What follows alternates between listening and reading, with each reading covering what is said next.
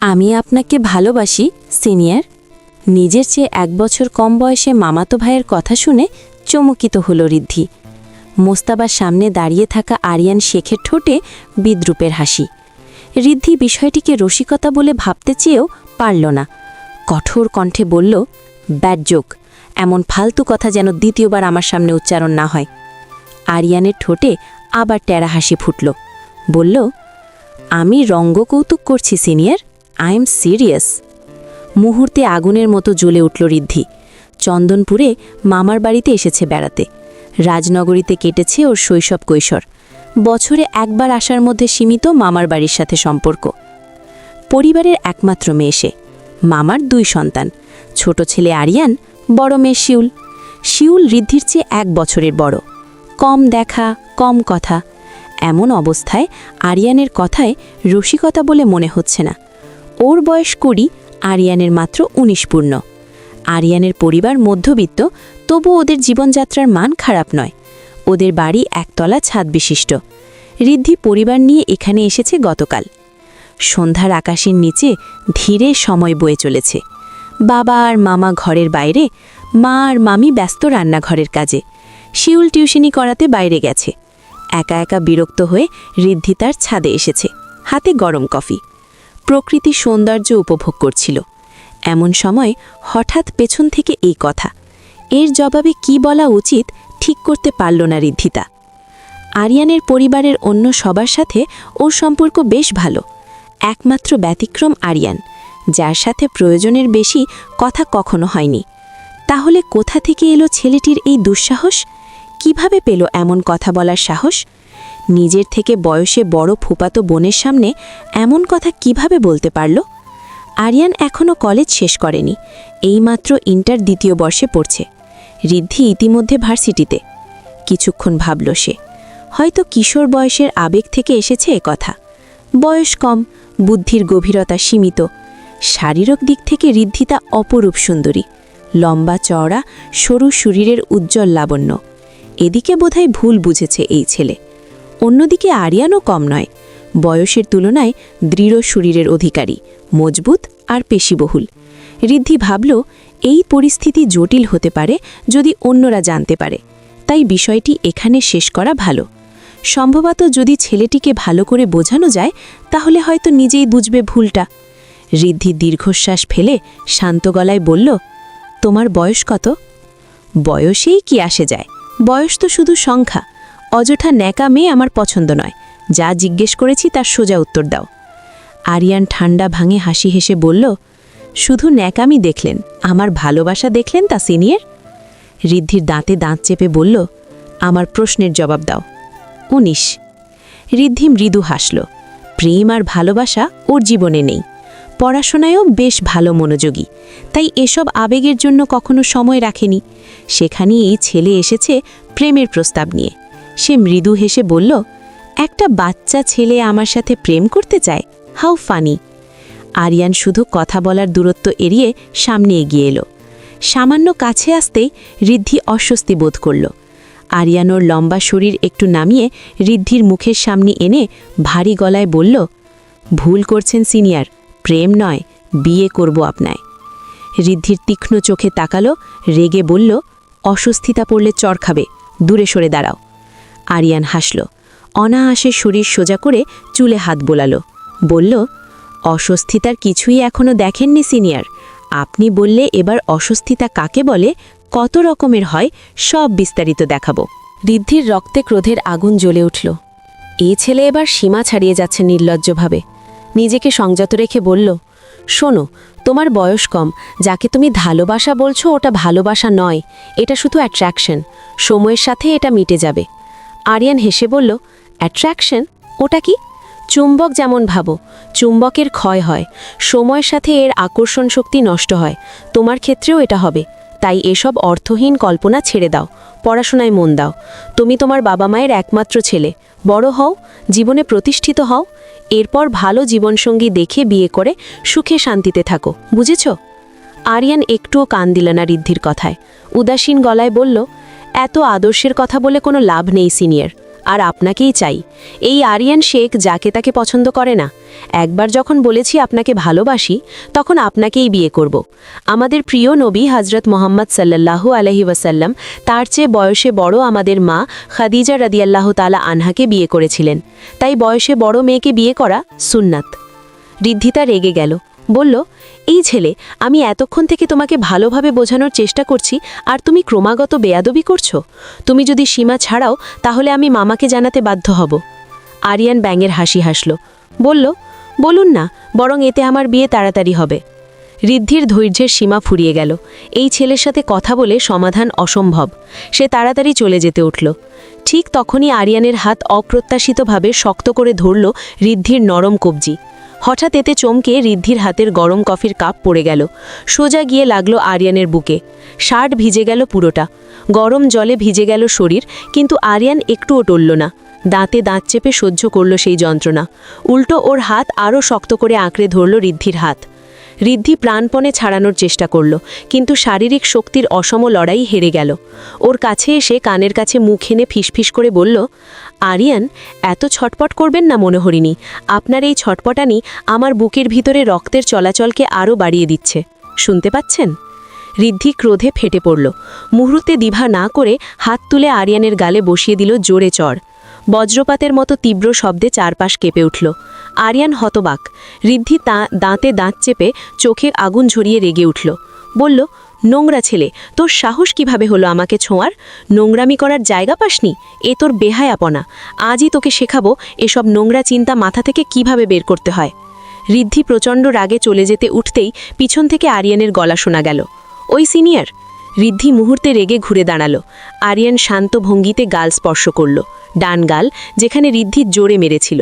ঠোঁটে দুষ্টু হাসি ফুটিয়ে বলল, আজ যে গালে আপনার হাতের স্পর্শ পড়েছে, শীঘ্রই এই গালে আপনার ঠোঁটের স্পর্শ পড়বে।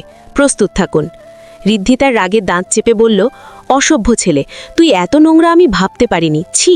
এই কথার পর সে দ্রুত পায়ে ছাদ ছেড়ে চলে গেল। আরিয়ান দাঁড়িয়ে ঠোঁট কামড়ে ধীর গলায় বলল, বিয়ে তো আমি আপনাকেই করব সিনিয়র ডার্লিং। স্বামীর অধিকার আমাকে আপনাকে দিতেই হবে। আর আজ যে ব্যথা আপনি উপহার দিলেন, তার চেয়ে দ্বিগুণ ব্যথা আপনাকেও ভোগ করতে হবে। তবে ওটা হবে আনন্দময় শাস্তি। রিদি, এই রিদি, তাড়াতাড়ি আয়। হঠাৎ মায়ের ডাকে চিন্তার সূত্র ছিঁড়ে গেল ঋদ্ধির। 3টি দীর্ঘ বছর কেটে গেছে। এখন ঋদ্ধি 23 বছরে পা দিয়েছে। আগের চেয়েও আরও সুন্দর হয়ে উঠেছে ওর চেহারা। তবে সবচেয়ে অবাক করার বিষয় হলো, সেই রাতের পরেই পুরো 3টি বছর আরিয়ানের অস্তিত্ব ওর কাছে অদৃশ্যই রয়ে গেছে। আরিয়ান এখন কেমন দেখতে, ওর শারীরিক পরিবর্তন কেমন হয়েছে সে জানে না। হঠাৎ গায়েব হয়ে গেল ছেলেটা। প্রতি বছর একবার করে মামার বাড়িতে এসেছে ঋদ্ধি। নিয়মের ব্যতিক্রম হয়নি। তবুও 3বার আসা যাওয়ার সময় ছিল আরিয়ানের অনুপস্থিতি। আরিয়ান ইচ্ছে করে নিজেকে লুকিয়ে রেখেছে। ঋদ্ধি তার আসার খবর পেলেই আরিয়ান ঘর ছেড়েছে কয়েকদিনের জন্য। যতদিন ঋদ্ধি থেকেছে ততদিন সে অনুপস্থিত থেকেছে। এমনকি একবারও ওর গলার আওয়াজ শোনেনি ঋদ্ধিতা। এবার 4র্থবার এসেছে সে, কারণ শিউলের বিয়ে। আসলে শিউলের বিয়ে 1 বছর আগে হয়েছিল, তবে তা ছিল একদম ঘরোয়াভাবে। ওর স্বামী বিদেশে থাকে, ফোনে ভিডিও কলের মাধ্যমেই বিয়ের রীতি সম্পন্ন হয়েছিল। এবছর শিউলের স্বামী বিদেশ থেকে ফিরেছে, তাই সামাজিক নিয়ম মেনে বিয়ের পূর্ণ অনুষ্ঠান হচ্ছে। গায়ে হলুদের অনুষ্ঠানে এসেছে ঋদ্ধি আর তার পরিবার। গভীর রাত, ঘরে মানুষের ভিড় বিশাল, চারপাশে কোলাহলের প্রতিধ্বনি। সারাদিন কেটেছে দৌড়ধাপ ব্যস্ততায়। এখন রাত 12টা পেরিয়ে গেছে। চারপাশ অন্ধকারে ঢাকা, সমস্ত আকাশ জুড়ে নিস্তব্ধতা। ঋদ্ধির মা ঘুমানোর জন্য ডাকছে, তবু বিরক্তিতে একা বসে রইল মেয়েটা। ড্রয়িং রুমের নিঃসঙ্গ পরিবেশে ওপরতলার ছাদে সবাই আনন্দে মেতে আছে। সময়ের সাথে আরিয়ানের পারিবারিক আর্থিক অবস্থা ভালো হয়েছে। পরিবর্তন বেশ চোখে পড়ার মতো। বাবার মুখে শুনেছে আরিয়ান চাকরি পেয়েছে।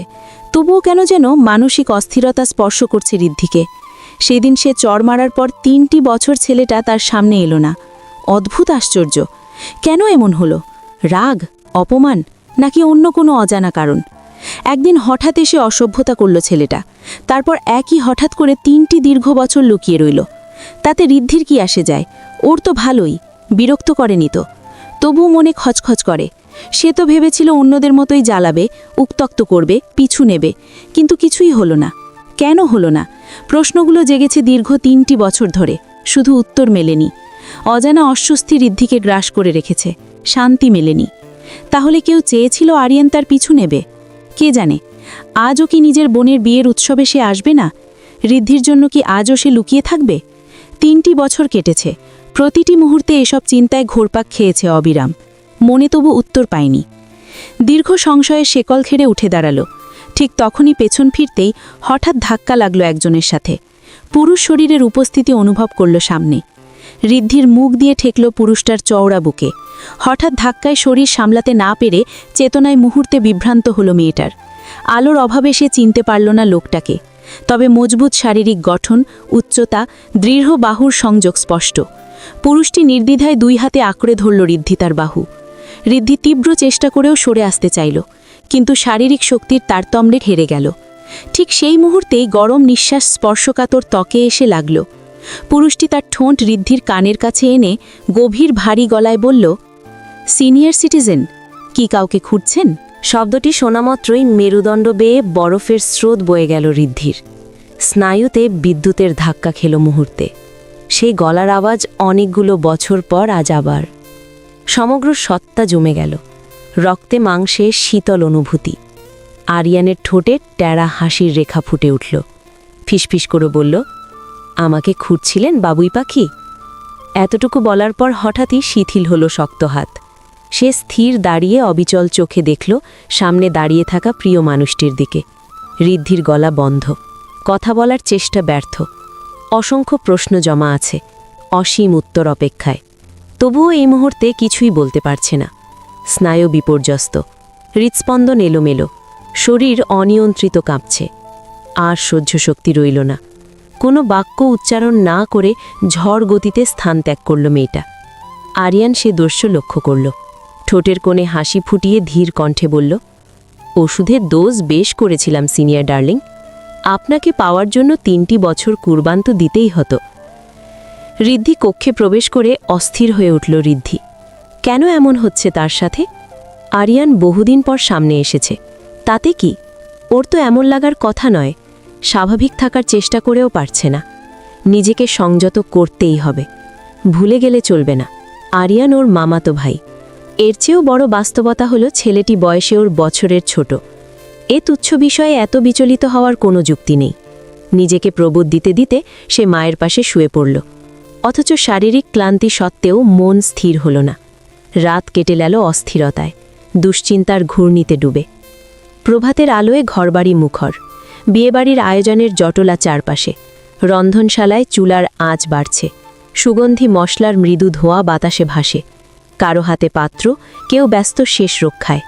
বিশ্রামের অবসর নেই কারো।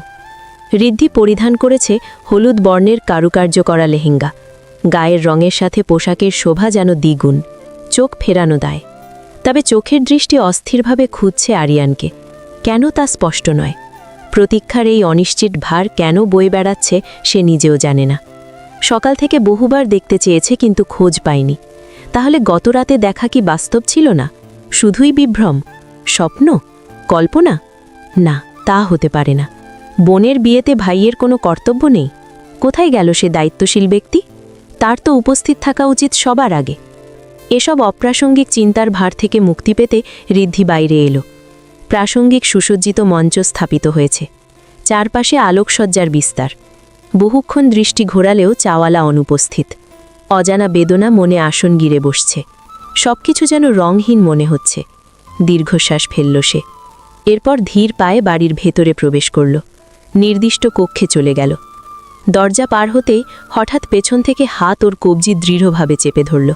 সাথে সাথেই প্রতিরোধের সুযোগ পাওয়ার আগেই কঠিন দরজার সাথে ওকে জোরে ঠেসে ধরল। চিৎকারের আগে শক্তপোক্ত হাত ওর ঠোঁট চেপে ধরল। ভয়ে চোখ মুখ বন্ধ করেছে অনেক আগেই।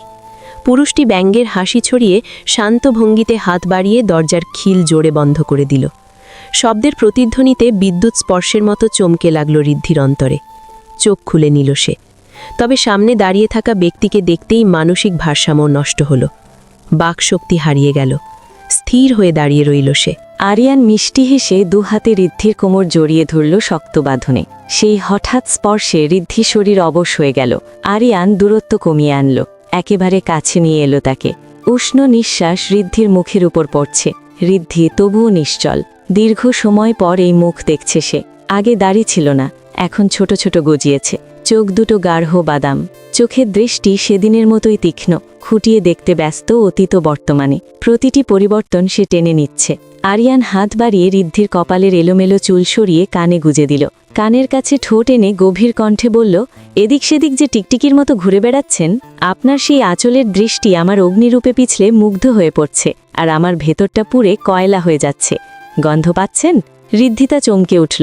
দ্রুত স্পন্দন। তোতলানো কণ্ঠে বলল, কি বলছো এসব? এটা কেমন অসভ্যতা? আর আমাকে এভাবে ধরে রেখেছ কেন? ছাড়ুক। আরিয়ান ঠোঁটে হাসির রেখা টেনে আনল। গলা নামিয়ে বলল, আপনার ঠোঁট যা বলছে, দেহ মন কিন্তু সম্পূর্ণ উল্টো কথা বলছে সিনিয়র। এ বলে সে নিজের কাঁধের দিকে ইশারা করল। ঋদ্ধি দুহাতে শক্ত করে চেপে ধরে রেখেছে এতক্ষণ। বুঝতেই পারেনি। এবার টের পেয়ে মুখ লজ্জায় লাল হয়ে উঠল। তবু সাথে সাথেই সমস্ত রাগ ক্ষোভ সব একসাথে বিস্ফোরিত হলো মনের ভেতর। হঠাৎ সে কেন এভাবে সীমা লঙ্ঘন করবে?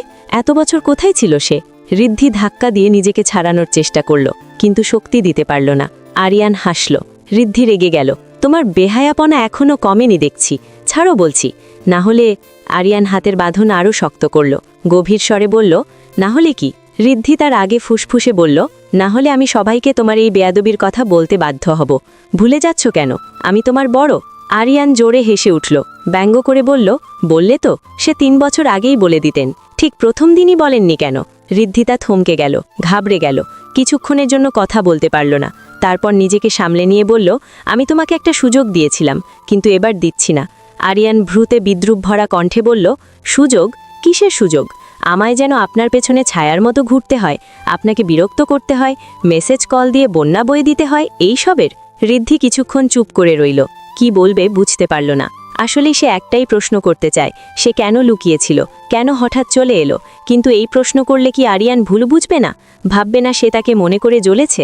না, এটা হতে দেওয়া যাবে না। নিজেকে শক্ত করল ঋদ্ধি। চোখ রাঙিয়ে দাঁত চেপে বলল, মোটেও না, এসব বেয়াদবি বন্ধ করো আরিয়ান। আরিয়ান একটুও পাত্তা দিল না, বরং হাসল। ঠোঁট কামড়ে বলল, আর বড় হওয়ার কথা বলছেন?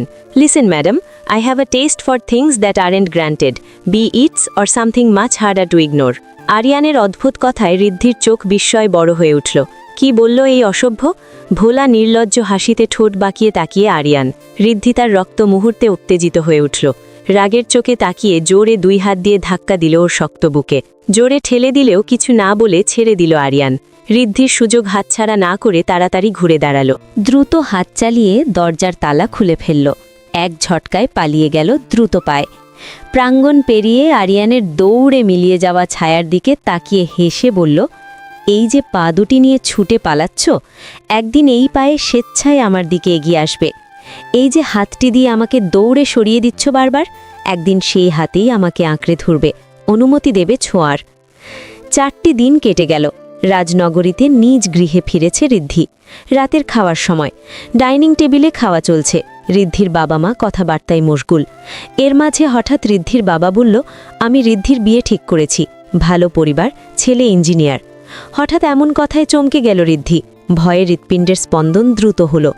ঋদ্ধির মা খাবার চিবুতে চিবুতে উদাসীন স্বরে বললেন, ওনাদের সম্পর্কে তুমি সব জানো তো? ছেলে আবার কোনো নেশা টেশা করে না তো?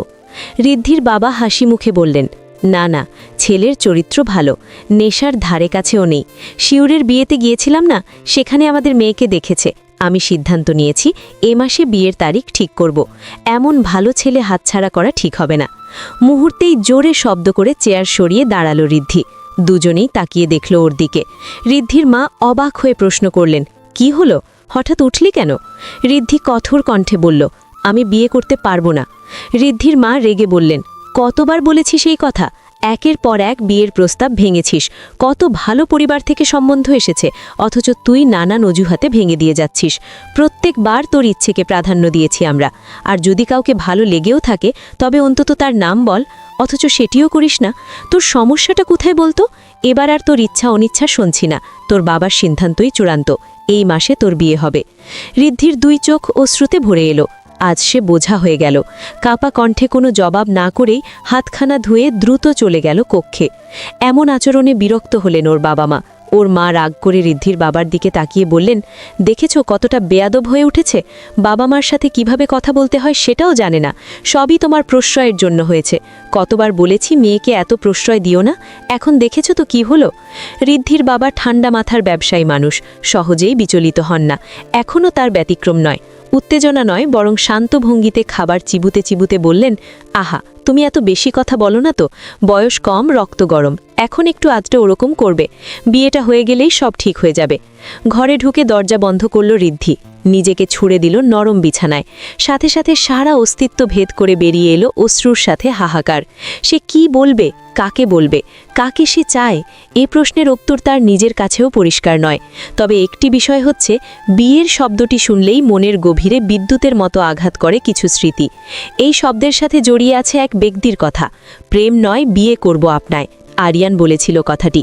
তবে এই কি ওর বিয়ে করার নমুনা? মাত্র 2 দিন, হ্যাঁ, সংক্ষিপ্ত 2টি সময়ে ওই ছেলে সীমা লঙ্ঘন করেছে, অসভ্যতা করেছে।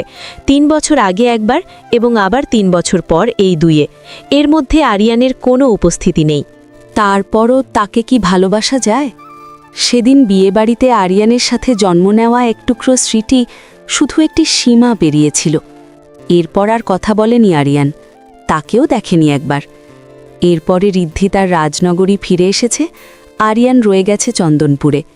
মাঝে শতাধিক মাইলের ব্যবধান, কিন্তু হৃদয়ের দূরত্ব কি সেই দূরত্বের সমান, নাকি তার চেয়েও বেশি? ঋদ্ধি কাঁদতে লাগল, কাঁপা হাত চুল টেনে ধরল, তীব্র বেদনা মিশ্রিত কণ্ঠে বলল, আমি কাকে ভালোবাসি, কাকে চাই, কিছুই বুঝতে পারছি না। আরিয়ান, কেন ওকে মন থেকে মুছতে পারছি না? ও তো আমার থেকে ছোট, এটা কিভাবে সম্ভব? আর ও কি আমাকে ভালোবাসে? ভালোবাসা তো পাগলামি আনে, মানুষকে বিচলিত করে তোলে। ও কি করেছে আমার জন্য? কিছুই করেনি, একটুও পাগলামি করেনি, একবারও না, একটুও না, বিন্দুমাত্র না। তবু কেন ওর চিন্তা খাচ্ছে আমায়? কেন কেন কেন? সময় তার নিজস্ব গতিতে চলে, কারো জন্য সে থেমে থাকে না। অবশেষে প্রত্যাশিত দিন এসে গেল, বিবাহ আয়োজন সামনে। ঋদ্ধি রাজি হয়েছে বিয়েতে, তবে তা কি ইচ্ছায় নাকি চাপে পড়ে বাস্তবতার কাছে হার মেনে? আগামীকাল গায়ে হলুদ, পরশু বিবাহ। পরিবারের একমাত্র মেয়ে, বিত্তশালী বাবার অমূল্য সম্পদ। ওর মেয়ে মানেই অসাধারণ আয়োজনের কেন্দ্রবিন্দু। প্রাসাদের মতো বাড়ির প্রতিটি কোণ আলোয় উজ্জ্বল, উৎসবের আনন্দে প্রাঙ্গণ মুখর। কেবল একটি জায়গায় নেমে এসেছে নিঃশব্দতা, ঋদ্ধি তার হৃদয়ে। আনন্দের উৎসবে ভরা প্রাঙ্গণ, বাড়ির দরজা খোলা, মানুষের ভিড় অবিরাম। পরিবার পরিজন, দূরের আত্মীয় স্বজন সকলে এসেছে অনেক আগেই। আরিয়ানের পরিবারও এসেছে 5 দিন আগে, শুধু অনুপস্থিত আরিয়ান নিজে। রাতের নিস্তব্ধ সময়, ঋদ্ধি একা কক্ষে দরজা বন্ধ করে অন্ধকারে বিছানায় কান্না ভেজা চোখে শুয়ে। অশ্রুধারা যে শেষ হয় না, সুখ নেই, চোখের কোণে হৃদয়ের যন্ত্রণা কমে না। পুরুষটা তো কিছুই করল না, একবারও পাগল হল না, একবারও বাউন্ডুলে হল না। বিয়ের খবর পেয়ে একবারও বলল না সে কাঙ্ক্ষিত বাক্য, চলো পালিয়ে যাই। এ কথা নিয়ে ঋদ্ধি তা উপলব্ধি করেছে। সমান যাই বল, নৈতিকতার সংজ্ঞা যাই থাকুক, লজ্জাঘ্রাণীর দৃষ্টিতে এটি যাই হোক না কেন, সে তার বয়সে ছোট মামাতো ভাইকে ভালোবেসে ফেলেছে অগোচরে, অথচ সম্পূর্ণভাবে। কিন্তু সে পুরুষ, সে কি কখনো ভালোবেসেছিল? না, সে কেবল খেলেছে ওর অনুভূতির সঙ্গে, ওর হৃদয়ের সঙ্গে। ঋদ্ধি নিজেকে সংযত করে সিদ্ধান্ত নিল অন্তত একবার কথা বলবে। আরিয়ান যদি কিছু হটে যায় তবুও মুক্তি পাবে, অন্তত এটা ভেবে আফসোস করবে না যে সে কিছুই করেনি। হৃদয়ের তীব্র আবেগ দমিয়ে দ্রুত হাতড়াতে লাগলো ফোন। স্ক্রিন অন করল, আরিয়ানের নাম্বার। কিছুদিন আগেই বাবার থেকে নিয়েছিল, কিন্তু কখনোই কল দেওয়ার দুঃসাহস করেনি। তবে আজ আছে, সর্বক্রণ করেছে। শেষবারের মতো হলেও সে এ পরশের কণ্ঠ শুনবে। হাত কাঁপছে, শ্বাস ভারী হয়ে আছে, তবু সংকল্পের বাঁধন ছিন্ন করেনি। অবশেষে ডায়াল করল। রিং হচ্ছে, 1 বার 2 বার 3 বার 4 বার, সংযোগ বিচ্ছিন্ন। ধরা দিল না সে নিষ্ঠুর পুরুষ। অস্পষ্ট কণ্ঠে ফুপিয়ে উঠল ঋদ্ধি। কেন সে এতটা নির্মম? তবু সে একবার সুযোগ দিল। অপমান, অবহেলা, গ্লানি সব কিছুকে উপেক্ষা করে পুনরায় চাপ দিল কল বাটনে। এবার সংযোগ স্থাপিত হল। অবশেষে ফোনের অপর প্রান্ত হতে ভেসে এলো সেই চিরপরিচিত পৌরুষালী ভারী কণ্ঠস্বর। হ্যালো, কে বলছেন? ঋদ্ধিতা ফুপিয়ে উঠল। কাঁপতে থাকা হাত মুখে চেপে ধরে নিজেকে আটকানোর চেষ্টা করছে। অপর প্রান্তে নিষ্পৃহ ভঙ্গিতে সিগারেটে টান দিল আরিয়ন। ধোঁয়ার কুণ্ডলি চারপাশে ছড়িয়ে বিষণ্ণ দৃষ্টিতে তাকিয়ে অন্ধকারে বলল, কথা বলবেন নাকি কেটে দেব? তবু কথা ফুটাল না ঋদ্ধি। আরিয়ান বিরক্ত হয়ে বলল, আমার কারো নাটক দেখার সময় নেই, রাখছি। সংযোগ বিচ্ছিন্ন হওয়ার আগে ঋদ্ধি বলে উঠল, নাটক আমি করেছি নাকি তুমি করেছ? আরিয়ান টকটকে রক্তলাল চোখে সিগারেটে আরেকটি টান দিল। মলিন মুখশ্রী নিয়ে শীতল স্বরে বলল, কে বলছেন? আমি। কে? আমার কণ্ঠ শুনেও চিনতে পারছ না? এই তোমার ভালোবাসা? আরিয়ান সংযত কণ্ঠে উত্তর দিল, আমার ভালোবাসা দিয়ে আপনার কি? শব্দগুলো শুনে ঋদ্ধি তার দেহ যেন শূন্যে ভেসে উঠল। ফাঁপা বোধ করল সমস্ত অস্তিত্ব। মুখ চেপে কান্না চাপার চেষ্টা করছে, কিন্তু ওপাশ থেকে আরিয়ান স্পষ্ট বুঝল সবকিছু। তবু প্রতিক্রিয়া দেখাল না। নিজেকে সামলে নিয়ে কণ্ঠস্বর ভাঙা হলেও শেষবারের মতো বলল ঋদ্ধি, কাল আমার গায়ে হলুদ। আরিয়ান নির্লিপ্ত স্বরে বলল, শুধু হলুদ কেন?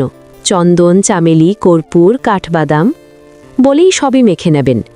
ব্যঙ্গপূর্ণ বাক্যটি অপেক্ষা করল ঋদ্ধিতা। আবার বলল, পরশু বিয়ে। তো আমাকে বলছেন কেন? আরিয়ানের উদাসীন কথা শুনে ঋদ্ধি বুঝতে বাকি নেই এই মানুষটার কিচ্ছু যায় আসে না, এক ফোঁটা অনুভূতি নেই, আর সে নিজে একতরফা ভালোবাসার জালে আটকে আছে। এই কান্না, এই বেদনা সম্পূর্ণ অপ্রয়োজনীয়। কিন্তু হৃদয় কি এত সহজে মানে? না। অবশেষে ফেটে পড়ল মেয়েটা। কান্নায় ভিজে গেল গলা। তবু চেপে রাখার রাগ ঝরে পড়ল কথায়। তোমরা সব পুরুষই এক। নারী তোমাদের কাছে কেবল ভোগের বস্তু। ভালোবাসা কি তা তোমাদের বোঝার ক্ষমতা নেই। তুমি কখনোই আমায় ভালোবাসোনি, শুধু দেহের মোহে কাছে আসার চেষ্টা করেছ, শুধু স্পর্শ করতে চেয়েছ, এর বেশি কিছু নয়। শুনে রাখো, আমি বিয়ে করব আমার বাবার পছন্দের ছেলেকে। তবে বলবো না ভালো থেকো, বলবো পুড়ে যাও, খাক হয়ে যাও। তুমি কারো ভালোবাসায় দাও দাও করে জ্বলে যাও, হাহাকারে গুমড়ে ওঠো। তখন আমার কথা মনে পড়বে। ঠিক এই অনুভূতিটা তোমারও হবে। আর এক মুহূর্তও দেরি করল না মেয়েটা, ফোন কেটে দিল। একপাশে ছুঁড়ে ফেলে ফুপিয়ে কেঁদে উঠল ঋদ্ধি। এ কেমন ভালোবাসা? এ কিসের টান? এ কেমন নিষ্ঠুর খেলা? ঋদ্ধি বসে কনের বেশে সজ্জিত মুখে অশ্রুসিক্ত নয়নে তাকিয়ে চারপাশে। উচ্ছ্বাসপূর্ণ আলোকমালায় দীপ্ত পুরো প্রাঙ্গণ। সকলের ধারণা কন্যার বিদায় ঘর মুহূর্তে বেদনা ভারাক্রান্ত। চোখের অশ্রুতাই অনিবার্য। কিন্তু সত্যি কি তাই? একদম না। সে যে অন্য দুঃখে ডুবে আছে। মঞ্চের সামনে উদাসীন চেয়ারে বসে আরিয়ান, নিঃশক্ত ভঙ্গিতে, নিশ্চিন্ত মনে। পুরুষটির চেহারায় কোনো সংশয় নেই, কোনো চিন্তা নেই, বরং আশেপাশে কয়েকজন তরুণীর সাথে জোরে হেসে কথা বলছে। এই মাত্র এসেছে সে। বলেছে ফুপাতো বড় বোনের বিয়েতে কি না এসে পারি, তাই বেশরেমের মতো এখানে এসেছে। তবে কেন একবারও তাকালো না? কেন এই উদাসীনতা? কেন এই নিশ্চিন্ত অভিনয়? ঋদ্ধির মনের যন্ত্রণা দ্বিগুণ হল। হৃদয় প্রতি মুহূর্তেই ছিঁড়ে যাচ্ছে। চিৎকার করতে ইচ্ছে করছে, কিন্তু কথা গলায় এসে আটকে যাচ্ছে। মনের গভীরে রাগের ঢেউ বইছে। নির্লজ্জ, বেসরং, অনুভূতিহীন পাষাণ। ওর কি আসে যায়? এ তো নিশ্চিন্ত, সে তো হাসছে। এই ঋদ্ধির কাছে বিয়ে নয়, এ যেন মৃত্যুর পথ। এই আয়োজন তো ওর কবর গোড়ার প্রস্তুতি, একটি জীবনের শেষ যাত্রা। বর এসেছে, বর এসেছে! চিৎকার, আনন্দের ঢেউ এসে পড়ল প্রাঙ্গণে। ধাক্কা উঠল ঋদ্ধিতার বুকের ভেতর। শরীরে রক্তের তীব্র ঝড় বইল। কাঁপা চোখে তাকালো আরিয়ানের দিকে। কিন্তু আরিয়ান, সে একবারও ফিরে তাকালো না। চেয়ার ছেড়ে উদাসীন ভঙ্গিতে উঠে দাঁড়ালো। বাকি অতিথিরা, আত্মীয় স্বজন, কন্যার বন্ধুরা সবাই ছুটে গেল বরের আগমনে। এদিকে ঋদ্ধিতার শরীর নিথর হয়ে গেল। ঠান্ডা বরফের মতো জমে গেল হাত পা। ওর পাশ থেকে চাচি হাসি মুখে ঠ্যাস দিয়ে বলল, তাহলে আমাদের ঋদ্ধি পর হয়ে যাচ্ছে? পর শব্দটি আঘাত করল হৃদয়ে। হু করে উঠল বুক। তবে সত্যি বড় হয়ে যাচ্ছে ও। তবুও পুরুষটি একবারও ফিরে তাকাবে না। আবারও তাকালো আরিয়ানের দিকে। আরিয়ান ধীর পায়ে বাইরের পথ ধরেছে। সঙ্গে সেই ৪-৫ জন তরুণী। আড়ার মতো লেগে থেকে কথা বলছে, হাসছে, আনন্দে মগ্ন। কেবল ঋদ্ধি ব্যতিক্রম, চোখ বেয়ে এক ফোঁটা জল গড়িয়ে পড়ল। বিয়ে নয়, দরজায় সে এসে গেরো নাড়ছে মৃত্যু। সব আয়োজন শেষ, সময় শেষ অধ্যায়ে পৌঁছেছে। শুধু একটি শব্দের অপেক্ষা, কবুল। ঋদ্ধির পাশে ওর ভবিষ্যৎ স্বামী নাবিল বসে, সামনে কাজী সাহেব বিয়ের শপথ নেয়ার প্রস্তুতি শেষ হওয়ার অপেক্ষায়। চারিদিকে উত্তেজনা, কৌতূহলের শত শত চোখ এক জায়গায় স্থির। সবাই অপেক্ষায়, কেবল ঋদ্ধি তার হৃদয় ছাড়া। সেখানে চলছে অন্তহীন যুদ্ধ। চোখ বারবার ছুটে যাচ্ছে একমাত্র সেই মানুষটির দিকে, যে এই মুহূর্তে হাসছে, আনন্দে মগ্ন, একদল তরুণীর মাঝে আড্ডায় ব্যস্ত। ঋদ্ধির দিকে ফিরেও তাকালো না। এতটুকুও অনুভব হচ্ছে না তার? একটুও কি বুক ফাটছে না? এই তো, এই মুহূর্তে ঋদ্ধি অন্য পুরুষের হতে যাচ্ছে। তবু ছেলেটা নিশ্চিন্ত। তবে ঋদ্ধি একটি জিনিস স্পষ্ট টের পেয়েছে, নাবিল ওর দিকে অদ্ভুত দৃষ্টিতে দেখছে, অস্বাভাবিক চাহনি দিয়ে আর চোখে তাকাচ্ছে বারবার, কেমন যেন। কিন্তু এসব ভাবার সময় নেই ওর। কাজী সাহেব এবার শেষ ঘোষণা দেবেন। ঠিক তখনই হঠাৎ নাবিল উঠে দাঁড়ালো। চারপাশে বিস্ময়ের ঝড় উঠল। নীরবতা মুহূর্তে ভেঙে গেল। অতিথিরও বিস্ময়ে একে অপরকে প্রশ্নের দৃষ্টিতে দেখছে। নাবিলের বাবা মা হতভম্ব। ঋদ্ধির বাবা ভয়ে বললেন, কি হলো বাবা, উঠে দাঁড়ালে কেন? নাবিল হঠাৎ বলে উঠল, আমি বিয়ে করতে পারবো না। কথাটি বলার সাথে সাথে প্রচণ্ড শোরগোল হলো। ঋদ্ধির বাবা রাগে ফেটে পড়ে বললেন, কি বলছো তুমি? এটা কোন ধরনের বাজে কথা? নাবিল একবার ঋদ্ধির দিকে তাকালো। বিরক্তি আর ঘৃণা নিয়ে দাঁতে দাঁত চেপে বলল, আমি মরে গেলেও এই মেয়েকে বিয়ে করতে পারবো না। মুহূর্তেই হট্টগোল, চারিদিকে উত্তপ্ত কানাকানি ছড়িয়ে পড়ল। সন্দেহের শত শত চোখ, ফিসফিসের আওয়াজ বাড়ল। নাবিলের বাবা গর্জে উঠলেন, নাবিল, এসব কি বাজে কথা বলছিস? বিয়ে করবি না মানে কি? কঠিন অবিচল কণ্ঠে বলল নাবিল, করব না মানে করব না। ঋদ্ধির বাবা মা রাগে ফেটে পড়লেন। এত বড় অপমান! তাদের একমাত্র আদরের মেয়েকে এমন লজ্জার মুখে ফেলতে হবে? এভাবে কথা থেকে কথা বাড়ল। রাগ আর অপমানের ভারে পরিবেশ জ্বলতে থাকল। এরই মাঝে জোরে চড় মারল নাবিলের বাবা ছেলের গালে। প্রবল রাগে কাঁপছে পুরো মঞ্চ। নাবিল জ্বলন্ত চোখে বাবার দিকে তাকিয়ে গর্জে উঠল, আমি বলেছি এই বিয়ে হবে না, আমি এই মেয়ের স্বামী হতে পারবো না। কথা বলেই এক মুহূর্ত দেরি না করে নাবিল উঠে দ্রুত পায়ে এগিয়ে গেল। তাড়াতাড়ি বেরিয়ে গেল বিয়ের আসর ছেড়ে। চারপাশ স্তব্ধ। তার বাবা মা হতভম্ব হয়ে বসে পড়লেন মাথায় হাত দিয়ে। ঋদ্ধির বাবা মা নীরব। কেউ জানে না এ হঠাৎ বিপদের কারণ কি, এমন আচরণের কারণ কোথায়। এদিকে ঋদ্ধিতা হতভম্ব। এইমাত্র যা ঘটল তা কি সত্যি? চোখ ঘুরিয়ে তাকালো সে আরিয়ানের দিকে। সে যে ভিন্ন জগতের মানুষ। চারপাশের উত্তেজনার পরোয়া না করে নিশ্চিন্ত হাসি মুখে চারপাশের পিঁপড়ার মতো মেয়েদের কিছু একটা বলছে আর হাসছে, নির্বিধায়, নির্লজ্জ। কোথাকার প্রচণ্ড রাগে ঋদ্ধির বুক দাও দাও করে জ্বলে উঠল। নাবিলের বাবা অপমানের ভারে মাথা নিচু করে ঋদ্ধির বাবার সামনে এলেন, বললেন, ভাই, আমাদের ক্ষমা করে দিন। আমি নিজেও জানি না আমাদের ছেলে কেন এমন করল। দয়া করে একটু সময় দিন, আমি ওকে বুঝিয়ে আনছি। এই তো আসার সময়ও কতটা খুশি ছিল, হঠাৎ এমন কি যে ঘটল, দয়া করে একটু সময় দিন, বলেই পা বাড়ালেন। তবে বজ্রের মতো কণ্ঠে ঋদ্ধির বাবা থামালেন। দাঁড়ান, বলেই সামনে এগিয়ে এলেন। রক্ত লাল চোখে বুক ভরা রাগ নিয়ে দুই হাত জোর করে বললেন, যাচ্ছেন যান, তবে ফিরে আসার দরকার নেই। আমি এমন কাপুরুষের হাতে আমার মেয়েকে দেব না, যে বিয়ের আসরে এভাবে অপমান করে চলে যায়। আবার বজ্রপাত। আত্মীয় স্বজন, অতিথিরা হতবাক। একটি বাক্যের ওজন সমস্ত বিয়েবাড়িকে পুড়িয়ে দিল। নাবিলের মা আর সহ্য করতে পারলেন না। রাগান্বিত কণ্ঠে বললেন, আমার ছেলে বিনা কারণে এমন কিছু করবে না। নিশ্চয়ই মেয়ের কোনো চরিত্রে সমস্যা আছে। হয়তো আমার ছেলে তা জেনে গেছে, তাই এভাবে হুট করে চলে গেছে। নইলে এমন করার ছেলে আমার নাবিল না। মেয়ের নামে চরিত্রহীনতার অভিযোগ! এ অপমান কিভাবে সহ্য করবেন তিনি? সদ্য ব্যর্থ বিবাহের ক্ষত এখনও শুকায়নি, আর এরই মধ্যে কন্যার সতীত্ব নিয়ে প্রশ্ন। এই অপবাদ, এই কলঙ্ক। আজ পর্যন্ত তিনি কন্যার দিকে কঠিন দৃষ্টিতে তাকাননি। ফুলের মতো করে বড় করেছেন, আর আজ তার ফুলের মতো পবিত্র মেয়েটাকে নোংরা করতে এসেছে এই পরিবার। রাগে শরীর জ্বলন্ত আগুন হয়ে উঠল। সামনে এসে রেগে গিয়ে চিৎকার করলেন, বেরিয়ে যান, এই মুহূর্তে আমার বাড়ি থেকে বেরিয়ে যান। ভালো হয়েছে, আপনাদের ওই অপধর্মী ছেলের সঙ্গে আমার নিষ্পাপ মেয়ের বিয়ে হয়নি। আমার ফুলের মতো মেয়েকে রক্ষা করতে পেরেছি, এ আমার সৌভাগ্য। ঋদ্ধির বাবা মুহূর্তেই দেরি করলেন না। উপস্থিত মানুষের সামনে সম্মানের তোয়াক্কা না করে কঠোর ভাষায় অপমান করলেন নাবিলের পরিবারকে। তাদের লজ্জিত মাথা নিচু ভঙ্গি দেখে শরীরের রাগের আগুন কমল না। কিছুক্ষণের মধ্যেই নাবিলের পরিবার রাগে মাথা নিচু করে ঘর ছাড়ল। শূন্যতা নেমে এলো প্রাঙ্গণে। আনন্দের জায়গায় গোমট ভাগ, নীরব নিরুদ্দেশে ঢাকা চারপাশ। এখন কি হবে? ঋদ্ধি তার ভবিষ্যৎ কি? মায়ের বুক ফেটে কান্না বেরোচ্ছে। পরিবার, আত্মীয় স্বজন সবাই সান্ত্বনায় ব্যস্ত, অথচ ঋদ্ধির নিশ্চিন্ত। মনের কষ্টের চিহ্ন নেই ওর মুখে, বরং চাপা সন্তুষ্টির নিঃশ্বাস বেরিয়ে এলো। কিছুক্ষণ কিছু ভাবল সে, তারপর ঋদ্ধি ধীরে ধীরে উঠে দাঁড়াল। ক্লান্ত শরীরে বাবাকে ডাকল, বাবা। ঋদ্ধির বাবা অসহায় চোখে তাকালেন মেয়ের দিকে। ঋদ্ধি বলল, আমার তোমার সাথে কিছু কথা আছে, একান্তে। তিনি দ্বিধা করলেন না। কন্যার মনের কথা তিনি বোঝেন। তারপর মেয়েকে নিয়ে তিনি একটু দূরেই চলে গেলেন। কেউ জানে না কি কথা হলো। বেশ কিছুক্ষণ পর যখন ফিরে এলো ঋদ্ধি, তখন ওর বিষণ্ণ মুখে হালকা হাসির রেখা, অপরদিকে ওর বাবার মুখ দৃঢ় সিদ্ধান্তের। ঋদ্ধির বাবা সেই মুহূর্তে ঘুরে তাকালেন আরিয়ানের দিকে, যে এখনও নিশ্চিন্ত হাসে। ঋদ্ধির বাবা সরাসরি ওর দিকে এগিয়ে গেলেন।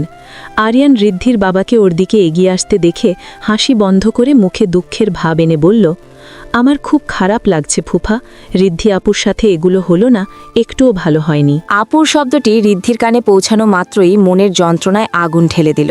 চোখ দুটো জ্বলতে লাগলো রাগে। ঋদ্ধির বাবা হঠাৎ আরিয়ানের হাত শক্ত করে ধরলেন। গুরুত্বপূর্ণ কণ্ঠে হঠাৎ বললেন, আমার একটা কথা রাখবে বাবা? আরিয়ান চিরচেনা হাসি দিয়ে বলল, আরে ফুফা, বলেই দেখুন, আমি তো আগে থেকেই রাজি। ঋদ্ধির বাবা স্থির কণ্ঠে বললেন, ঋদ্ধিকে বিয়ে করবি বাবা? বিবাহ শব্দটি আরও একবার। চারপাশে সকলে হতভাগ, মানুষজন স্তম্ভিত, আত্মীয় স্বজন, আকাশ ভেঙে পড়ার মতো অবস্থা চারদিকে। এ কি বললেন তিনি? বিয়ে? ঋদ্ধিকে?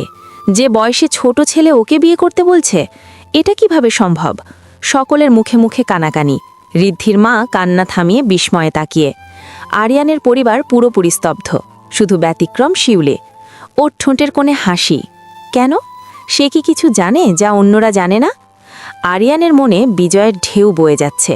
এটাই তো ছিল ওর পরিকল্পনা। কিন্তু মুখে কিছুই না জানেই নাটক করে অবাক হওয়ার ভান ধরে বলল, কি বলছেন ফুফা? ঋদ্ধি তো আমার আপু। আমি তো ছোটবেলা থেকে ওনাকে সেই চোখেই দেখে এসেছি। আর আমার বয়সও তো কম, এখনও তো এত বড় হয়নি যে বিয়ে করব। ঠিক তখনই আরিয়ানের মা এসে ভাইয়ের দিকে তাকিয়ে বিশিষ্ট কণ্ঠে বললেন, ভাই, তুমি কি বলছো ভেবেচিন্তে বলছো তো? আরিয়ান তো ঋদ্ধির চেয়ে ছোট। ঋদ্ধির বাবা বোনের দিকে তাকিয়ে বললেন, বয়সে কি আসে যায়? ওরা যদি একসাথে থেকে ভালো থাকতে পারে তাহলে সমস্যা কোথায়? আমার মেয়েকে তোর ঘরের বউ করে নিয়ে যা। এর চেয়ে নিরাপদ জায়গা, এর চেয়ে ভালো পরিবার আমি খুঁজে পাব না, আর কাউকে আমি বিশ্বাসও করতে পারবো না। তবে তার এই সিদ্ধান্ত হঠাৎ নয়। এই সিদ্ধান্তের শেকড় গভীরে। আসল কাহিনী কি? আসলে তখন আলাদাভাবে কথা বলার সময় হৃদিতা কান্না ভেজা কণ্ঠে বাবাকে জানিয়েছিল ওর হৃদয়ের গোপন কথা। স্বীকার করেছিল সে আরিয়ানকে ভালোবেসে ফেলেছে। প্রথমে এটি শুনে জ্বরে উঠেছিলেন রাগে। এলোমেলো সমাজ, চিরাচরিত ভাবনা, সম্পর্কের সংজ্ঞা সব কিছু এসে মাথায় গোলমাল করছিল। তবে শেষে অসহায় মেয়ের কাতর অনুরোধে একজন বাবার হৃদয়ের কঠিন দেয়াল ভেঙে যায়। তার কন্যা যে তার ভালোবাসাকে বিসর্জন দিয়ে বিবাহে রাজি হয়েছিল, নাবিল যদি চলে যায় এতে হৃদির কি দোষ? মেয়েটি তো নিজের অনুভূতি চাপা দিয়ে বাবার ইচ্ছেতে বিয়েতে রাজি হয়েছিল। এত বড় ত্যাগের পরও যদি বাবা হয়ে সন্তানকে না বোঝেন, তবে কি সে সত্যিকারের বাবা? এই বোধে তিনি দৃঢ় সিদ্ধান্ত নিয়েছেন, তার মেয়ের চোখের জল বৃথা যাবে না। আরিয়ান তো অকর্মা নয়, কাজ করে, তবে হ্যাঁ, তুলনায় ছোট। টাকা পয়সার সম্পদ যদি আবার দেখেন তবে ঠকবেন নিশ্চিত। নাবিলের ক্ষেত্রে তো এটি দেখেছিলেন। মেয়ের জীবন তো নষ্ট হতে হতে বেঁচে গেল, হবে ধীরে ধীরে প্রতিষ্ঠিত। জীবন তো এখনও বাকি সামনে। সে কারণে তিনি আজ নিজ মেয়েকে ওর ভালোবাসার মানুষটির হাতে দিতে প্রস্তুত। আরিয়ানের মা কিছুক্ষণ চুপ থেকে ধীরে ধীরে বললেন, আমি বলছি না যে ঋদ্ধিকে আমাদের বাড়ির বউ করে আনতে কোনো আপত্তি আছে, কিন্তু তুমি কি একটু বেশি তাড়াহুড়ো করছো না ভাই? আজ বিয়ে ভেঙেছে, তাতে কি? আমরা সবাই মিলে ঋদ্ধির জন্য আরও ভালো একজন পাত্র খুঁজব। ঋদ্ধির বাবা গম্ভীর কণ্ঠে বললেন, যে সুখ আমার মেয়ে তোর বাড়িতে পাবে সেটা অন্য কোথাও কখনোই পাবে না। আরিয়ানের রাগ মুহূর্তেই তুঙ্গে উঠল। এখন দেখি ওর মা বাধা হয়ে দাঁড়িয়েছে। এ তো ঘরের শত্রু বিভীষণ। এত সুন্দর পরিকল্পনা, এত নিখুঁতভাবে সাজানো কৌশল সব নষ্ট করে দিতে চাইছে নিজেরই মা। অস্থির হয়ে উঠল আরিয়ান। আচমকা জোরে হেসে উঠে বলল, আচ্ছা আচ্ছা ফুপা, যখন আপনি এত করে চাইছেন তখন আমিও রাজি। আমি ঋদ্ধি আপু না, শুধু ঋদ্ধিকে বিয়ে করব। আরিয়ান বিদ্রুপের হাসি ছড়িয়ে ঋদ্ধির দিকে চাইল, ঠোঁটে সেই চিরচেনা বাঁকা হাসি। স্বাভাবিক ভঙ্গিতে বলে উঠল, বয়সে বড় মেয়েকে বিয়ে করা সুন্নত। তাছাড়া আমাদের ধর্ম তো তাড়াতাড়ি বিয়ে করার কথাই বলে। আমি মাত্র ২২ বছরের কচি যুবক, আর ঋদ্ধির ২৩ বছরের পরিপক্ক পরিপূর্ণ একজন যুবতী। এতে সমস্যার কি আছে?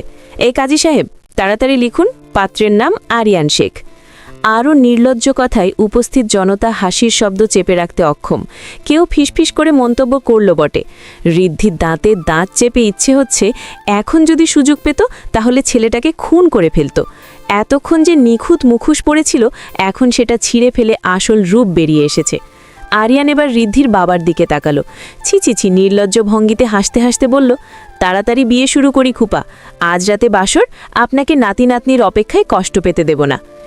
এই অনুচিত কথার ধাক্কায় পুরো পরিবেশ মুহূর্তের জন্য স্তব্ধ। ঋদ্ধির বাবা মা, এমনকি আরিয়ানের নিজের বাবা মাও বিস্ময়ে তাকিয়ে। এই ছেলের আসল রূপ এতদিনও তারা বুঝতে পারেনি। ঋদ্ধি লজ্জায় মুখ নিচু করল, শরীরের ভেতর অস্বস্তি ঝড় বইছে। এ কেমন নির্লজ্জতা! এত মানুষের মাঝে এমন কথা বলার সাহস হলো কিভাবে? এরপর যা হওয়ার তাই হলো। আরিয়ানের একরক্ষা জেদে কারো কাছে কারো কিছু বলার সুযোগ রইল না। কোনো আলোচনার সময় পেল না কেউ। সিদ্ধান্ত হয়ে গেল বিয়েটা এক্ষুনি হচ্ছে। আরিয়ান ওর পরনের কালো পাঞ্জাবিটাই রাখতে চাইল। কোনো পরিবর্তনের প্রয়োজন নেই, সময় নষ্ট করার ধৈর্যও নেই। পরিস্থিতির সমস্ত ওঠানামা পেরিয়ে, সমস্ত নিয়মনীতি ভেঙে, সকল জল্পনা কল্পনার অবসান ঘটিয়ে অবশেষে ঋদ্ধির বর হিসেবে আসন গ্রহণ করল আরিয়ান। সে ঋদ্ধি অভিমানে মুখ ফিরিয়ে নিল রাগে। আরিয়ানের দৃষ্টি সে বিরক্তিময় মুখের দিকে। সে নিঃশব্দে সকলের দৃষ্টির আড়ালে হাত বাড়িয়ে ঋদ্ধির কোমল হাত চেপে ধরল শক্ত মুঠোয়। সে স্পর্শ রক্তের ভেতর দিয়ে বিদ্যুতের শিহরণ বয়ে দিল ঋদ্ধির সারা দেহে। আরিয়ানের মুঠো আরও দৃঢ় হল। সকলের চোখ ওদের দিকে।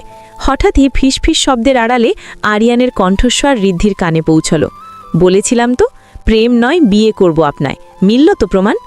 ঋদ্ধির রাগে ফুঁসে উঠল, দাঁতে দাঁত চেপে বলল, সব জায়গায় অসভ্যতা করবে না, সবাই দেখছে। আরিয়ান নিচু স্বরে হাসল, নির্বিকার ভঙ্গিতে বলল, দেখুন আর শিখুন কিভাবে নিজের বউকে ভালোবাসতে হয়। ঋদ্ধির মুখ লাল হয়ে এলো। চাপা স্বরে বলল, চুপ করো নির্লজ্জ কথাকার, তুমি শুধু আমাকে পড়িয়েছ, আর এখন বড় বড় কথা বলা হচ্ছে? আমি বেহায়ার মতো তোমাকে বাবার কাছে চেয়েছি? আরিয়ান ঠোঁটের কোণে রহস্যময় হাসির রেখা টেনে বলল, আর আপনার বাবার কাছে চাওয়ার পথটা আমি নিজেই তৈরি করে দিয়েছি। ঋদ্ধি কপাল কুঁচকে তাকালো, সন্দেহ মিশিয়ে বলল, মানে? আরিয়ান ঠোঁট কামড়ে হেসে বলল, আপনার কি মনে হয় নাবিল এমনি এমনি ছেড়ে চলে গেছে, বিয়ের আসর ছেড়ে? ঋদ্ধির মাথায় যেন বাজ পড়ল। বিস্ময় বলল, তার মানে এসবের পেছনে তুমি? আরিয়ান স্বাভাবিক ভঙ্গিতে বলল, জি বিবি সাহেবা। ঋদ্ধি রাগে গর্জে উঠল, কিন্তু কিভাবে? আরিয়ান ঠোঁট চেপে হাসল, বলল, বলবো না, থাক, চড়িয়ে গাল ফাটিয়ে দেব, বলছি। আরিয়ান নির্লিপ্ত ভঙ্গিতে হাসল, তারপর চমৎকার স্বাভাবিক কণ্ঠে বলল, নাবিলকে বলেছি আপনি লেসবিয়ান। ঋদ্ধির মাথায় যেন বজ্রপাত, হতবাক চোখে তাকিয়ে রইল। তারপর নিজেকে সংযত করে দাঁতে দাঁত চেপে মৃদু চিৎকার করে বলল, কি? আরিয়ান ফিসফিসিয়ে বলল, আস্তে, চুপ, বেয়াদব কোথাকার, আমি লেসবিয়ান? আরিয়ান কাঁধ ঝাঁকালো, হেসে স্বাভাবিক ভঙ্গিতেই বলল, আরে আরে, আপনি লেসবিয়ান হলে আমার কোনো সমস্যা নেই, কিন্তু আসল কথা শুনুন। আরও কিছু বাকি আছে নাকি? অনেক কিছু। শুনুন, নাবিল যখন গেটের সামনে এলো তখনই আমি ওর কানে মন্ত্র ফুঁকে দিয়েছিলাম। আর ওই যে আমার পাশের যে ৪-৫ জন মেয়ে দেখেছিলেন, যাদের দেখে আপনি রাগে ফুঁসছিলেন, ওরা ছিল আমার প্ল্যানের অংশ। মানে? আমি নাবিলকে ওদের দেখিয়ে বলেছি ওরা তোমার এক্স গার্লফ্রেন্ড ছিল, আর ওরাও আমার ইশারায় হ্যাঁ বলে দিয়েছে। ঋদ্ধি চুপ, হৃদয়ের রক্ত চলাচল দ্রুততর। আরিয়ান ঠোঁটের কোণে রহস্যময় হাসি টেনে বলল, তবে শুধু এটুকু না, আরও বিশ্বাসযোগ্য করতে শিউলের সাহায্য নিয়েছি। ও নাবিলকে বলেছে আপনি শিউলের সাথে জোর জবরদস্তি করেছেন। কি? হ্যাঁ, আর আরও ভয় ধরানোর জন্য আমি এটাও বলেছি আপনার বাবার আগেও 4 বার হার্ট অ্যাটাক হয়েছে। যদি তিনি জানতে পারেন তার মেয়ে লেসবিয়ান, তাহলে এবার নিশ্চিত মারা যাবেন। তাই নাবিল কিছু না বলেই চুপচাপ পালিয়ে গেছে।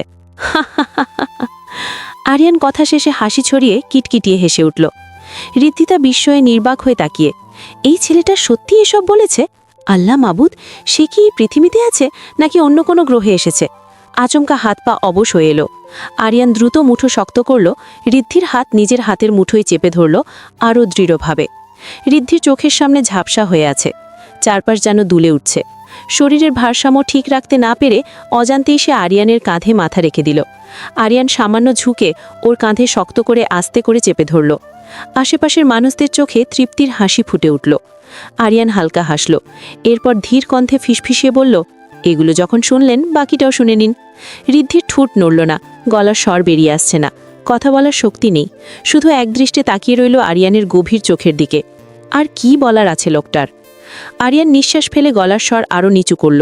অতীতের হৃদয়স্পর্শী সত্যতা ঠোঁট ছুঁয়ে বেরিয়ে এলো।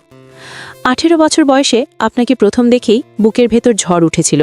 আজও স্পষ্ট মনে আছে সেদিন আমাদের বাড়িতে এসেছিলেন বেড়াতে।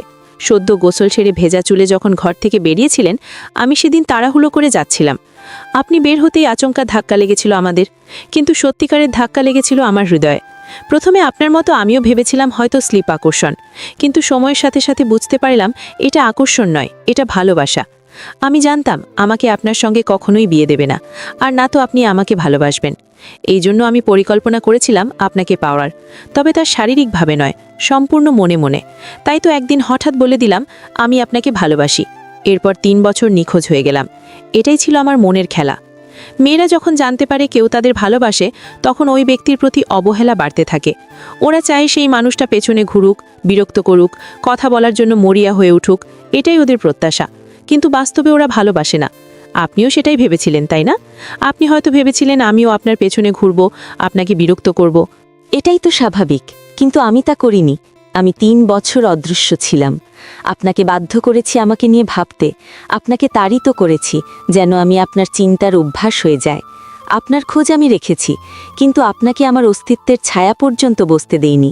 আর এভাবেই আপনি অজান্তেই আমাকে মনে রাখতে বাধ্য হয়েছেন। আর সেই অনুভূতিকে আরও গভীর করতে 3 বছর পর শিউলির বিয়েতে আপনাকে আরেকটু জ্বালিয়েছিলাম, কারণ আমিও পরীক্ষা করতে চেয়েছিলাম আমার দেয়া ওষুধ কাজ করেছে কিনা। আমি সেদিন স্পষ্ট বুঝেছিলাম আপনিও ভালোবেসেছেন, তবে আপনার অজান্তেই। ঋদ্ধির সমস্ত শুনে নির্বাক দৃষ্টিতে তাকিয়ে বিস্ময়ে তার মন স্তব্ধ।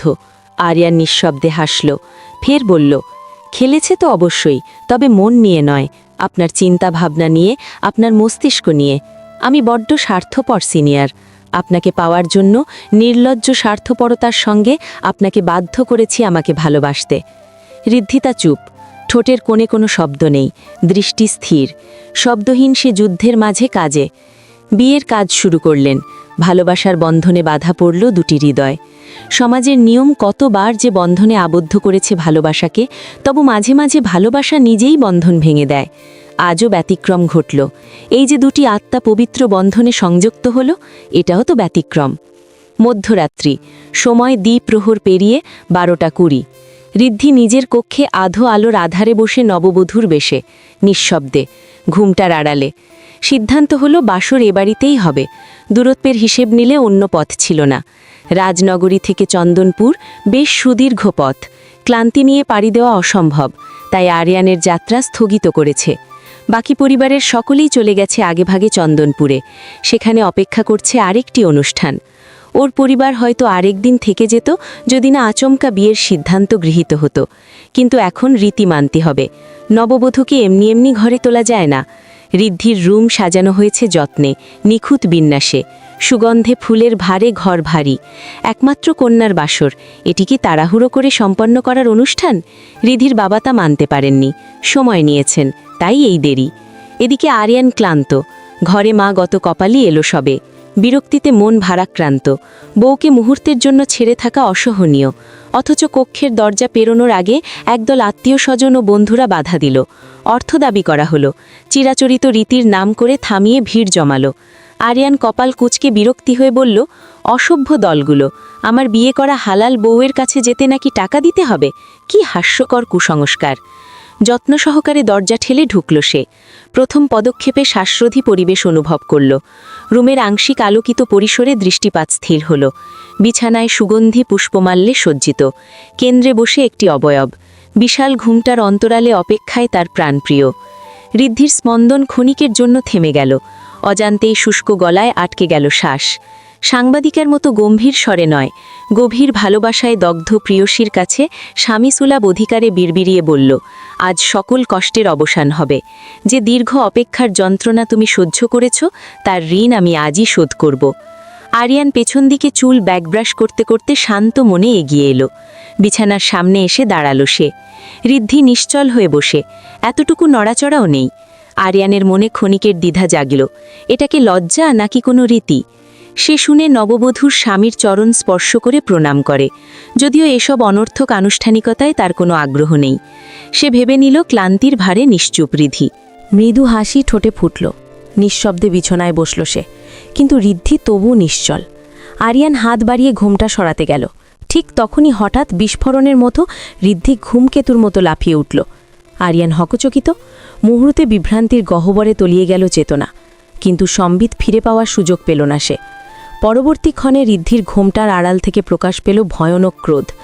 নিমিষে আরিয়ানের ওপর ঝাঁপিয়ে পড়ল ঋদ্ধি। ভারসাম্য হারিয়ে বিছানায় সশব্দে পড়ে গেল আরিয়ান। অগ্নিমূর্তি ধারণ করেছে ঋদ্ধি, নাকের ছিদ্র দিয়ে দ্রুত শ্বাস নিচ্ছে। দৃশ্যপটের বাতাসে জ্বলছে তার মুখের রাগ। ঘোমটায় হিংস্র ভঙ্গিতে ছুঁড়ে ফেলল মেয়েটা। হাতে ধরা ছোট্ট ছুরি তৎক্ষণাৎ প্রবল শক্তিতে চেপে ধরল সে আরিয়ানের গলায়। বসে পড়ল আরিয়ানের বুকের ওপর, গরম দৃষ্টিতে তাকিয়ে আরিয়ানের চমকিত চোখে। আরিয়ানের চেতনা বিভ্রান্তির অতল গহ্বরে তলিয়ে যাচ্ছে। ঋদ্ধির দাঁত কটমট করে বলল, কুত্তার বাচ্চা, তুই আমার সাথে ঢং করিস? হ্যাঁ, আমার অনুভূতি নিয়ে খেলা করা? তিনটে বছর আমি নরক যন্ত্রণায় কাটিয়েছি, প্রত্যেকটা রাত কাটিয়েছি কুকুরের মতো কেঁদে। সিনিয়র, বিয়ে করার শখ তাই না তোর? সব শখ আমি শেষ করে দেব। আজ তোকে খুন করে ফেলবো আমি। তোর বাসর করার শখ মিটাচ্ছি। আমি কুত্তা, আর আমি একবার ছুরির দিকে তাকাই, আরেকবার ঋদ্ধির দিকে তাকাই। এরপর বিস্ময়ে আতঙ্কে চিৎকার করে উঠল, হায় আল্লাহ, এ কোন খুনি মেয়েকে বিয়ে করলাম আমি? বাসর রাতে ছুরি গলায় চেপে ধরেছে, যেখানে পাশ করার কথা ছিল সেখানে আমাকে খুন করতে এসেছে ছুরি দিয়ে। আম্মা, আম্মা গো, আমি বাসর করব না, আম্মা। ঋদ্ধি বিরক্তিতে এক হাতে ছুরি চেপে ধরে অপর হাতে আরিয়ানের ঠোঁট কঠোরভাবে চেপে কাপা কণ্ঠে বলল, চুপ, একদম চুপ, একটা শব্দও বলবি না। তোকে আমি নিজ হাতে মেরে ফেলব, শেষ করে দেব। আমার যন্ত্রণা তোর মতো নির্লজ্জ কখনো বুঝতে পারবে না। আরিয়ানের ঠোঁটের শুকনো হাসি খেলে গেল। বুঝতে বাকি নেই তার, সিনিয়র বোধ প্রচণ্ড রাগে ফেটে পড়ছে। দীর্ঘ অপেক্ষার আগুনে পোড়া তার কোমল হৃদয়। এই বোধের সাথে বুকে প্রশান্তির স্রোত বয়ে গেল। তবে প্রশান্তির আড়ালে এবার শয়তানি হাসি রেখা ফুটে উঠল তার ঠোঁটে। শক্ত দুটি বাহু বজ্রের মতো উঠল। ঋদ্ধির শাড়ির আবরণের আড়ালে সরু কোমর দৃঢ়ভাবে জড়িয়ে ধরল। আরিয়ানের শক্ত দুটি হাত হঠাৎ টানে ঋদ্ধির নরম দেহকে নিজের বুকের উপর ফেলল। ঋদ্ধির শরীরে বিদ্যুতের মতো কেঁপে উঠল অপ্রত্যাশিত স্পর্শে।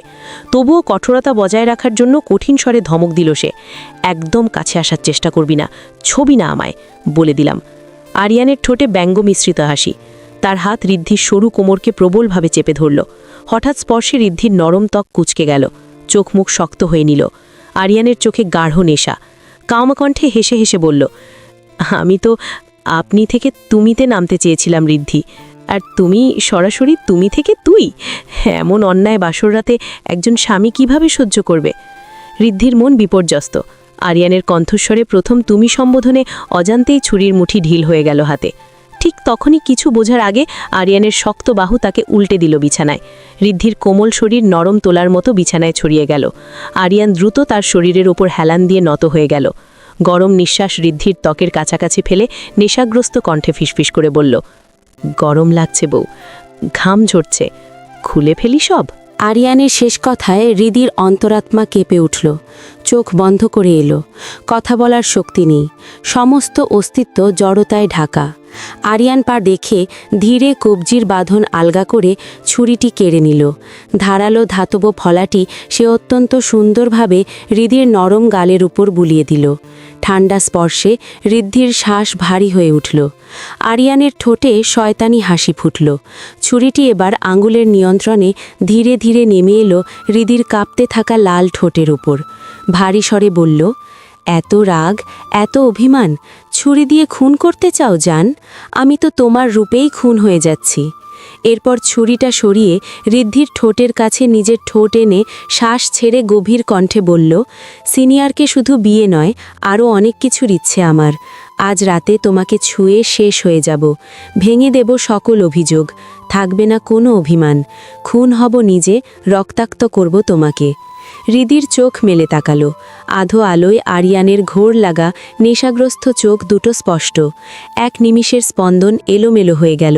বলতে চাইল কাপা কণ্ঠে, না, আমি তোমাকে কিছুতেই। কিন্তু কথা শেষ করার আগেই আরিয়ানের আঙুল থেকে ছুরিটি দূরে ছিটকে পড়ল। ঋদ্ধি কিছু বুঝে ওঠার আগেই তার নরম তুলতুলে নীরব ঠোঁটে আরিয়ানের ঠোঁট চেপে বসল। এক হাতে শক্ত করে আঁকড়ে ধরল কোমর, অন্য হাতে চেপে ধরল গলা। ঋদ্ধি উন্মুক্ত হাতে আরিয়ানের চুল মুঠোয় নিল। চোখজোড়া আবেগে ভরে বন্ধ হয়ে এলো। আরিয়ানের ঠোঁটে হিংস্র আকাঙ্ক্ষা এখন দমাতে পারা গেল না। হৃদির কোমল ঠোঁটের ওপর দখল জমালো নিষ্ঠুরভাবে। ধারালো দাঁত ক্ষত সৃষ্টি করল কোমল ঠোঁটে। রক্তের লাল রং ফুটে উঠল মেয়েটার ঠোঁটে। আরিয়ান এক মুহূর্তের জন্য থামল না। সে উষ্ণ রক্তধারা ঠোঁটে চুষে নিল। ব্যথার তীব্রতায় হৃদির নখ গভীরভাবে ঢুকে গেল আরিয়ানের চুলের ভেতর। চোখের কোণ বেয়ে গড়িয়ে পড়ল 2 ফোঁটা অশ্রু। দুজনের বুকেই দীর্ঘদিনের জ্বালা জমে আছে। এই মুহূর্তে তার বিস্ফোরণ অনিবার্য। হৃদির শ্বাস ভারী হচ্ছে। উত্তেজনার ঘূর্ণিতে বন্দী হয়ে পড়েছে অস্তিত্ব। আরিয়ান দীর্ঘ সময় পর ঠোঁট সরালো। তবুও চোখ লোভী, অস্থিরতায় ঘোলাটে হয়ে উঠেছে। প্রবল শ্বাস প্রশ্বাসে ফুলে উঠছে বুক। আরিয়ান হৃদির কপালে কপাল ঠেকিয়ে ফিসফিস করে বলল, I can't control myself, not anymore. এ কথার সঙ্গে সঙ্গেই আরিয়ানের হাতে প্রবলতা জেগে উঠল। দ্রুত আঙুল পাঞ্জাবির বোতামগুলোর ওপর নেমে এলো। মুহূর্তেই খুলে গেল সুঠাম দেহ। আবরণ ছিঁড়ে প্রকাশ পেল কঠিন গড়ন। হৃদি অচেতন প্রতিক্রিয়ায় আরিয়ানকে ঠেলে সরিয়ে দিল। আরিয়ান রাগের টকটকে লাল চোখে তাকালো। হৃদি এক ঝটকায় শাড়ির আঁচল শক্ত করে ধরে সামনে ব্যাকুল পায়ে ছুটে গেল বারান্দার দিকে। বাইরে আকাশ গম্ভীর, নিঃশব্দে আহ্বান জানাচ্ছে। বাতাসের গতিতে শরীরের কাঁপন অনন্তকালের প্রতীক্ষার মতো ভারী হয়ে আছে পরিবেশ। বৃষ্টি আছে। হৃদির শ্বাস দ্রুত হয়ে উঠেছে। হৃৎপিণ্ডে অজানা ভয়ের প্রতিধ্বনি হচ্ছে। এই রাত, এই স্পর্শ, এই ঘনিষ্ঠতা সবকিছুই অপরিচিত। স্বামী হলেও ভয় পাচ্ছে খুব। আরিয়ান স্থির দৃষ্টিতে তাকিয়ে রইল। এরপর দৃঢ় পায়ে এগিয়ে গেল ব্যালকনির দিকে। তৎক্ষণাৎ 2টি হাত শক্ত মুঠোয় ঘুরে দিল ঋদ্ধির কোমর ঘিরে। প্রবল চাপ দিল সে। নখের গভীরতায় দাগ আঁকল কোমল ত্বকে। এরপর ঠোঁট ডুবিয়ে দিল ঋদ্ধির উন্মুক্ত ঘাড়ে, আবরণহীন ত্বকে। কেঁপে উঠল ঋদ্ধি। হৃদির চিবুক শক্ত হয়ে এলো। ঠোঁট কামড়ে মুষ্টিবদ্ধ হাতে আঁকড়ে ধরল শাড়ির ভাঁজ। ঠিক তখনই প্রবল বর্ষণে আকাশ ছিঁড়ে গেল। নির্জন বারান্দার পাথরের মেঝেতে ঝমঝমিয়ে বৃষ্টি আছড়ে পড়ল। অল্পক্ষণের মধ্যেই ফোয়ারার মতো দুদেহ হালকা ভিজে গেল। আরিয়ানের মুঠো শক্তিতে হৃদির কাঁধ ধরে ফিরিয়ে আনল তাকে নিজের দিকে।